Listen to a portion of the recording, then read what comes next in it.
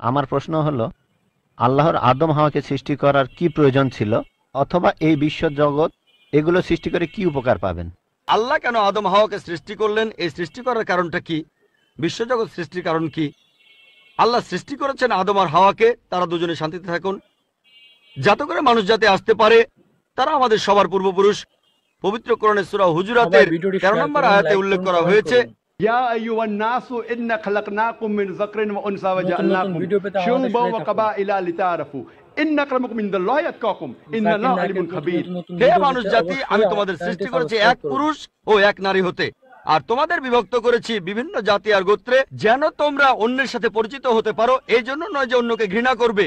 আর আল্লাহর কাছে অধিক মর্যাদা সম্পন্ন ভিডিওটি শেয়ার সেই করুন। ব্যক্তি যার আছে তাকওয়া। আল্লাহ যেটার মাধ্যমে মানুষের বিচার পেজটি করেন, সবাই ফলো টাকা করুন। পয়সা নয়, গায়ের রং নয়, জাতি বা গোত্র নয়, ধর্মমত নয়, সেটা হলো তাকওয়া। সেটা হলো আল্লাহকে মানা, চ্যানেলটি ন্যায় সাবস্ক্রাইব করুন। পরায়ণতা, ধার্মিকতা। তাহলে আদম আর হাওয়া ভিডিওটি ভালো আলাইহিসসালাম, লাগলে লাইক, তারা কমেন্ট আমাদের করুন। সবার পূর্বপুরুষ। আপনারও পূর্বপুরুষ, আমারও পূর্বপুরুষ, সব মানুষের। সেজন্য আপনাকে ভাই বলে ডেকেছি। ভাই, সব মানুষ ভাই ভাই। আল্লাহ বলেছেন ইয়া আইয়ুহান নাস, হে মানুষ জাতি। আর পবিত্র কোরআনে সূরা ইসরার 70 নম্বর আয়াতে উল্লেখ করা হয়েছে ওয়া লাকাদ কাররামনা বানি আদামা। আল্লাহ তাআলা মর্যাদা দিয়েছেন সব আদম সন্তানকেই। হোক আপনি জন্ম নেন ইন্ডিয়ায়, আমেরিকায়, ইংল্যান্ডে, জন্মান কোনো হিন্দু পরিবারে বা মুসলিম পরিবারে বা খ্রিস্টান পরিবারে, আল্লাহ বলেছেন তিনি সব মানুষকে মর্যাদা দিয়েছেন। মানুষে জন্মালে আল্লাহ তাকে মর্যাদা দেবেন। সে হোক আপনার নাম জাকির, আব্দুল্লাহ, রামু, শঙ্কর, মানুষে জন্মালে আল্লাহ মর্যাদা দেবেন। আপনার প্রশ্নতে আসি, কেন আল্লাহ তাআলা মানুষ সৃষ্টি করলেন? আল্লাহ মানুষ সৃষ্টি করেছেন কারণ আল্লাহ বলেছেন মানুষ হলো আল্লাহ সৃষ্টির মধ্যে সেরা।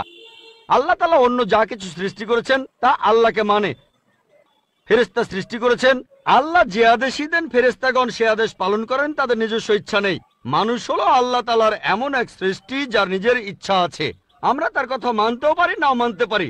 তাই আল্লাহ আমাদের সৃষ্টি করেছেন, আমরা হলাম তার সৃষ্টির সেরা, আশরাফুল মাখলুকাত। তবে আমরা আল্লাহ তাআলার কথা মানতে পারি, নাও মানতে পারি। যদি আল্লাহর আদেশ মানেন তাহলে জান্নাতে যেতে পারবেন, তাহলে বেহেশতে যাবেন, স্বর্গে যেতে সবাই পারবেন। চ্যানেলটি যদি আদেশ সাবস্ক্রাইব না ও মানেন শেয়ার করুন। তাহলে জাহান্নামে যাবেন, ভিডিওতে দোজখে একটা যাবেন। লাইক করুন।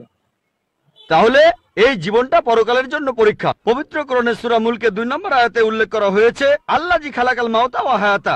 আল্লাহ তাআলা সৃষ্টি করেছেন জীবন ও মৃত্যু তোমাদের পরীক্ষা করার জন্য। তাহলে এই জীবনটা হলো পরকালের জন্য পরীক্ষা। তাহলে আল্লাহ মানুষ সৃষ্টি করেছেন। আর আল্লাহ বলেছেন সূরা জারিয়াতের 56 নম্বর আয়াতে উল্লেখ করা হয়েছে ওয়ামা খালাকতুল জিন্না ওয়াল ইনসা ইল্লা লিয়াবুদুন। আমি সৃষ্টি করেছি জিন ও মানুষকে যেন তারা আমার ইবাদত করে। তাই আমাদের উচিত আল্লাহ তাআলার আদেশ নিষেধগুলো মেনে চলা। তাহলে আমরা আল্লাহ সুবহানাহু ওয়া তাআলার অন্যরকম সৃষ্টি যার নিজস্ব ইচ্ছা আছে। আমরা আল্লাহ তাআলার আদেশ মানতে পারি, আবার নাও মানতে পারি। অন্যান্য সকল সৃষ্টি যেমন তারা, গাছ, পাহাড়, পবিত্র কোরআন বলছে তারা আল্লাহ তাআলাকে সেজদা করে, তার সামনে নতজানু হয়, আল্লাহকে মানে। আমাদের স্বাধীন ইচ্ছা আছে, আল্লাহ আমাদের এই স্বাধীন ইচ্ছা দিয়েছেন। এই স্বাধীন ইচ্ছা নিয়ে যদি আল্লাহকে মানেন আপনি তাহলে ফেরেশতাদের উপরে চলে যাবেন। আর যদি আল্লাহ তাআলাকে না মানেন তখন হবেন শয়তানের সহযোগী। আল্লাহ আমাদের সৃষ্টি করেছেন পরকালের পরীক্ষার জন্য।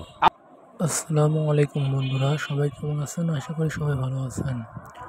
জাকির নায়কের বাংলা লেকচার এবং প্রশ্ন উত্তর পর্ব প্রতিদিন নতুন নতুন পেতে অবশ্যই চ্যানেলটি সাবস্ক্রাইব করুন এবং লাইক করুন, কমেন্ট করুন, শেয়ার করুন এবং সাবস্ক্রাইব করতে ভুলবেন না নতুন নতুন ভিডিও এবং প্রশ্ন উত্তর পাওয়ার জন্য। জাকির নায়ককে আপনারা কিন্তু অনেকেই জানেন। তিনি হচ্ছে ধর্মতত্ত্বের একজন পণ্ডিত ব্যক্তি এবং বাংলা লেকচার পেতে অবশ্যই শেয়ার এবং সাবস্ক্রাইব করুন। আসসালামু আলাইকুম।